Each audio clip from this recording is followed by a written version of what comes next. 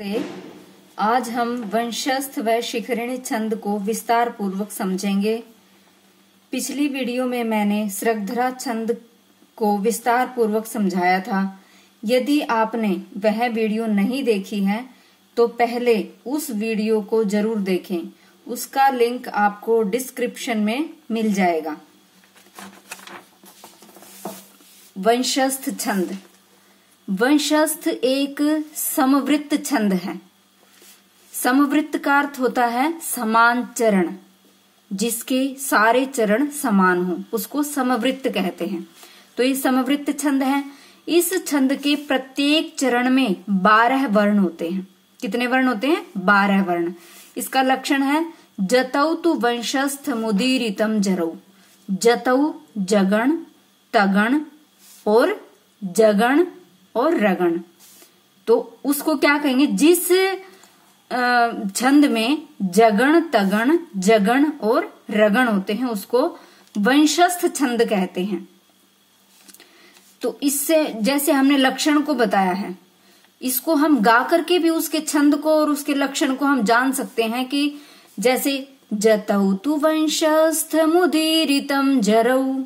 इसी प्रकार इसका जो उदाहरण है वो भी इसी प्रकार से होगा। असंशयं क्षत्र परिग्रह क्षमा यदार्यमस्यामभिलाषी मे मनः सतां हि संदेह पदेषु वस्तुषु प्रमाणमन्तः करण प्रवृत्तयः। तो जिस छंद में क्रमशः एक जगण, तगण और जगण और रगण होते हैं उसको क्या कहते हैं? वंशस्थ छंद कहते हैं। तो इसका जो गण क्रम है वो अब हम गण क्रम देखेंगे। जगण में वो एक सूत्र था यमाता राज भान सलगा। तो राज भान जय भान है तो उसका जय भान है तो जय भा न। तो जय लघु है, भा गुरु है और न लघु है। तो ये जगण हो गया। फिर तगण ताराज। ताराज तो ता गुरु है, रा भी गुरु है और जय लघु है। जगण में फिर वही जय भान है, लघु, गुरु और लघु। इसी प्रकार रगण राजभा तो राजभा तो रा गुरु है, जय लघु है और भा गुरु है। ठीक है। तो इसमें ये जो गण जो हैं इन गणों के अनुसार ही ये क्या है? वंशस्थ छंद है। इन गणों के अनुसार ही वंशस्थ छंद को हम विस्तार पूर्वक दिखा सकते हैं। अब इसका उदाहरण है असंशयं क्षत्र परिग्रह क्षमा यदार्यमस्याम अभिलाषी मे मनः सतां हि संदेह पदेषु वस्तुषु प्रमाणमन्तः करण प्रवृत्तयः। अब इसका उदाहरण हम इसको गण चिन्ह से हम अब बताएंगे। जैसे असंशयम, क्या है? लघु है और सम ये अनुस्वार के कारण ये क्या हो गया? ये गुरु हो गया। और श इसमें भी कोई मात्रा और अधिक नहीं है, लघु है तो ये लघु है। इसको ये अनुस्वार के कारण क्या हो गया? ये गुरु हो गया। तो ये जगण है, असंश जगण है। फिर है यम, यम क्षत्र। अब यम गुरु हो गया और यम के साथ जो है ये अनुस्वार भी हो गया और ये क भी हो गया। हल जो है ये आधा क ये भी इसके साथ हो गया और अनुस्वार तो ये गुरु हो गया। और शत तो श जो है श के साथ ये तय हो गया और र श के साथ तय होने के कारण ये गुरु हो गया और र क्या है? ये लघु है। तो ये क्या हो गया? तगण हो गया।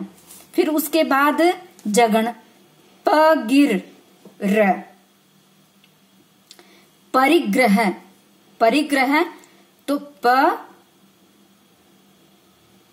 री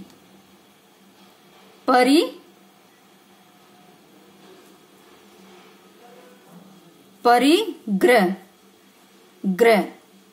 परिग परिग र, तो परिग्रह बनेगा। तो प लघु है, ऋग तो ग्रह जो है वो ग आधा है, तो ग जो है वो र के री के साथ हो जाएगा। तो परिग ये गुरु हो गया, और र परिग्रह ग्रह का जो र है वो लघु हो गया, तो ये क्या हो गया, जगण हो गया। ह क्षमा, है के साथ क्षमा का क और श, तो है के साथ क हो गया तो ये गुरु हो गया, और श लघु है क्योंकि इसमें कोई अनुस्वार नहीं है, कोई विसर्ग नहीं है, कोई हल वर्ण नहीं है इसके साथ, तो ये क्या हो गया, ये लघु है। और माँ आ की मात्रा है इसके अंदर, तो ये गुरु हो गया। तो इस प्रकार से जैसे हमने ये एक लाइन की है, उसी प्रकार हम दूसरी लाइन करेंगे। यदार्य, तो यह लघु है, दार दा गुरु है, उसके साथ र और आ गया तो ये गुरु है, और यह क्या है, ये लघु है, तो ये जगण हो गया। उसके बाद है मस्या, मस या म, तो मस मैं के साथ से मिल गया तो ये क्या हो गया, गुरु हो गया। और या है ये अपने आप में गुरु, और मैं ये लघु है, तो ये क्या हो गया, ये तगण हो गया। फिर भिलाषी, तो भी क्या है, ये लघु है, ला ये गुरु है, और शी ये लघु है, तो ये जगण हो गया। में एक ही मात्रा है तो ये गुरु है, म ये लघु है, और न है विसर्ग के कारण ये गुरु हो गया, तो ये क्या है, रगण है।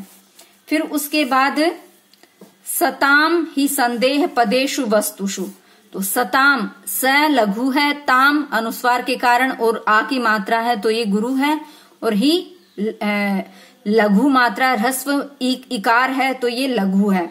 ठीक है, तो ये क्या है, ये जगण है।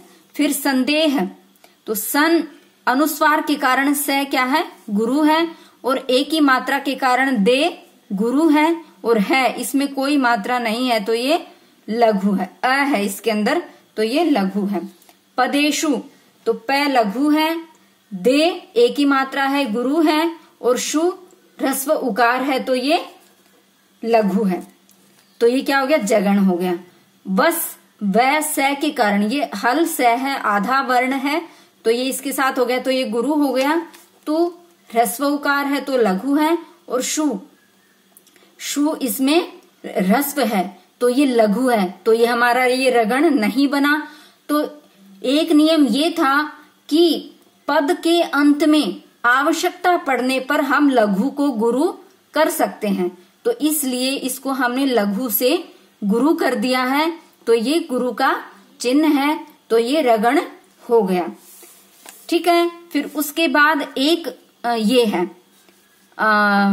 प्रमाणमन्तः करण प्रवृत्तयः, तो प्रमाण प आधा है और र, प्रमाण तो ये गुरु हो गया। मां नहीं, ये गुरु नहीं हुआ क्योंकि प पहले आ चुका तो ये लघु होगा, प पहले आ चुका, यदि बाद में होता र तो ये क्या होता, ये गुरु हो जाता। ये प पहले है तो ये र के ऊपर कोई प्रभाव नहीं पड़ेगा तो ये लघु रहेगा। फिर माँ है, माँ आ की मात्रा है तो गुरु हो गया। ण में अ है तो ये लघु है। प्रमाण मनतः, तो मन आधा न जो है वो मैं के साथ मिल गया तो ये गुरु हो गया। तह विसर्ग के कारण त गुरु हो गया और क ये लघु है। फिर उसके बाद णप, र लघु है, णप ये प के कारण ण गुरु हो गया और र ये लघु है तो ये जगण है। वृत्त, अब व के नीचे री की मात्रा है तो री की मात्रा ये ह्रस्व है तो ये लघु है, लेकिन लघु ये तय के कारण ये गुरु हो गया क्योंकि ये तय जो है वो गुरु है, तय आधा है तो ये आधे वर्ण के कारण ये व्री गुरु हो गया और तय ये लघु है। और यह जो ये विसर्ग है, विसर्ग के कारण ये गुरु हो गया। ठीक है, फिर उसका जो स्पष्टीकरण जो होता है उसको दिखाते हैं। इस श्लोक में जगण, तगण, जगण, रगण के क्रम से चारों चरणों में 12-12 वर्ण हैं, अतः यहाँ वंशस्थ छंद है।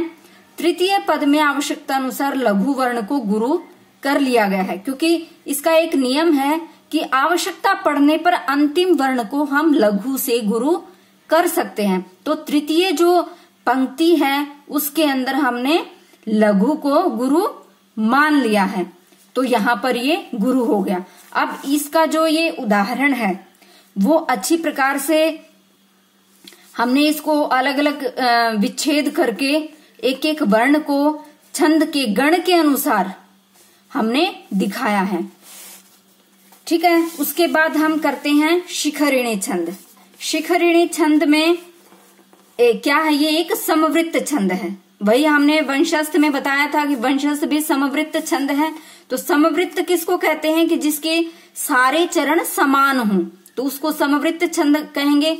तो वंशस्थ भी समवृत्त छंद था और ये शिखरिणी भी समवृत्त छंद है।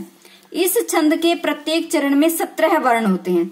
17 वर्ण होते हैं, इसमें क्रमशः छठे तथा 11वें वर्ण पर विराम होता है।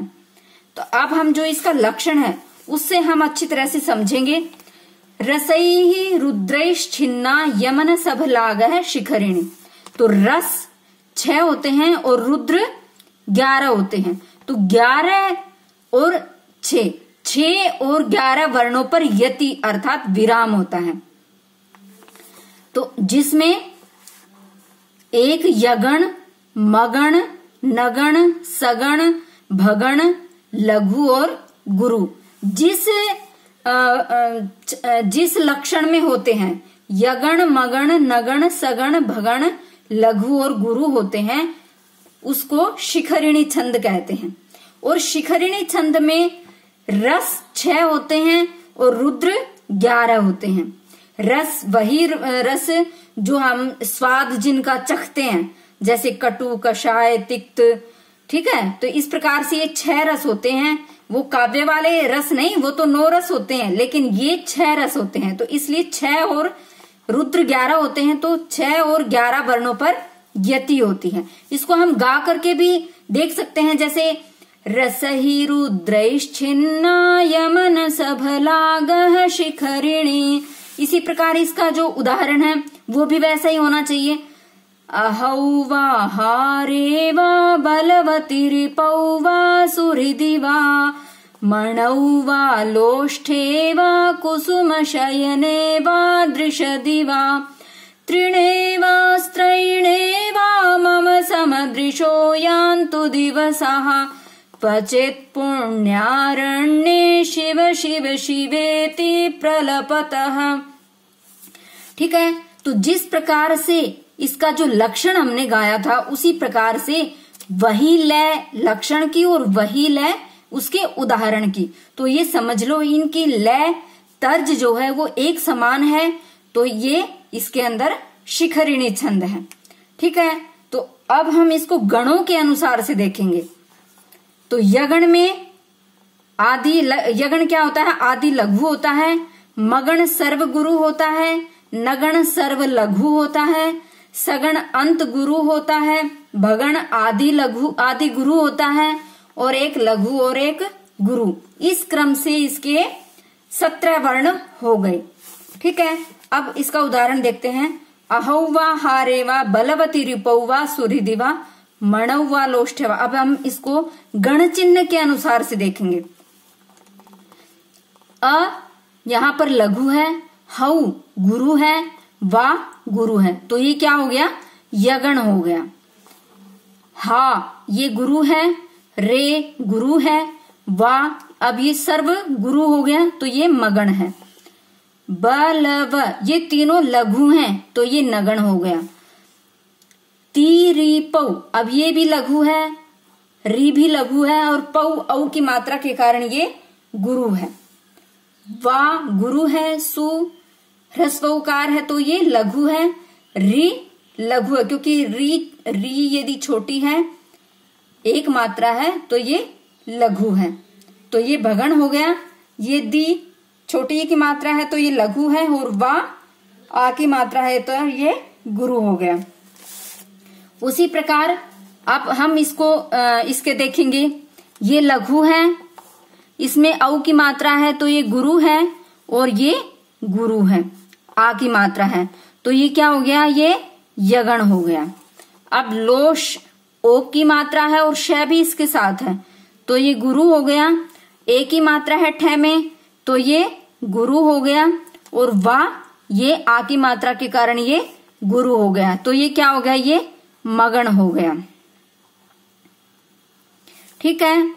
अब उसके बाद हम ये कु, ये लघु है, ये भी लघु है, और मैं ये भी लघु है तो ये सर्व लघु हो गया, ये नगण हो गया। फिर है श, ये लघु है, ये भी लघु है, और न ए की मात्रा है ये गुरु है तो ये क्या हो गया, ये सगण हो गया।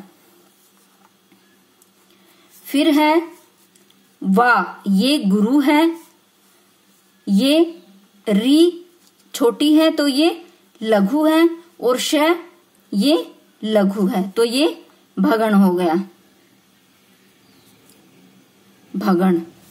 और ये दी, ये लघु है और ये गुरु है।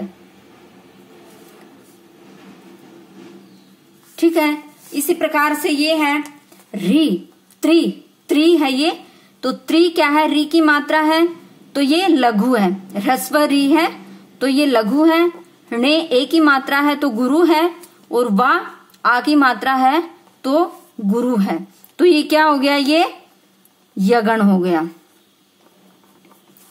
फिर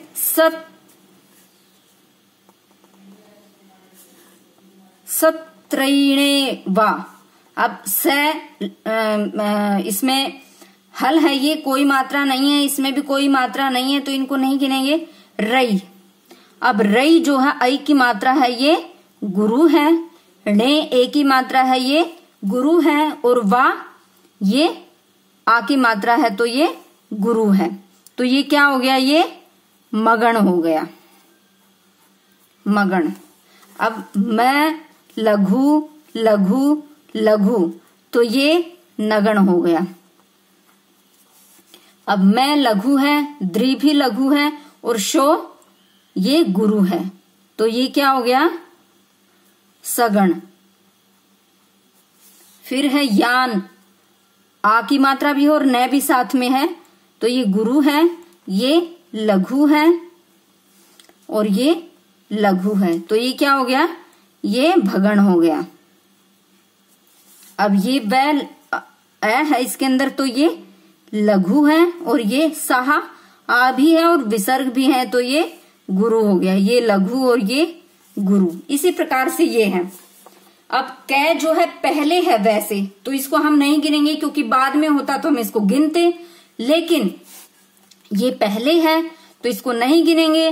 तो अब ये वह जो है ये लघु है, चित, अब ये गिना जाएगा। चित में ची लघु है लेकिन तय के कारण ये आधा है ती तय तो ये तय के कारण ये गुरु हो गया। अब पुण, अब पू जो है ये लघु है लेकिन ण आधा है, इसके कारण ये भी गुरु हो गया तो ये क्या बना, ये यगण बना, यगण। अब या ये गुरु है, रण, अब र जो है र में कोई मात्रा नहीं है लेकिन ण आधा है तो ये इसके साथ हो गया तो ये गुरु हो गया, और ये एक ही मात्रा है तो ये गुरु हो गया तो ये क्या हो गया, ये मगण हो गया। अब शी व, अब शी लघु है, वह भी लघु है और ये भी शी लघु है तो ये क्या हो गया, सर्व लघु हो गया तो ये नगण है। अब वह लघु है, शी भी लघु है और वह एक ही मात्रा है, वे तो ये गुरु है तो ये क्या हो गया, ये सगण, ये सगण हो गया। अब तिप, ती छोटी है लेकिन पै के कारण ये गुरु हो गया, र लघु है और ल भी लघु है तो ये क्या हो गया, ये भगण हो गया। और प लघु है और तह विसर्ग के कारण ये गुरु है। तो ये लघु और ये गुरु। ठीक है, अब हम इसका स्पष्टीकरण देखते हैं। स्पष्टीकरण में प्रस्तुत श्लोक में यगण, ये ऊपर बताया था हमने, इसमें यगण है, फिर मगण है, फिर नगण है, फिर सगण है और भगण है, फिर लघु है और फिर गुरु है। इस क्रम से चारों चरणों में 17 वर्ण हैं। तो यहाँ क्या हुआ? शिखरिणी छंद हुआ। ठीक है, धन्यवाद।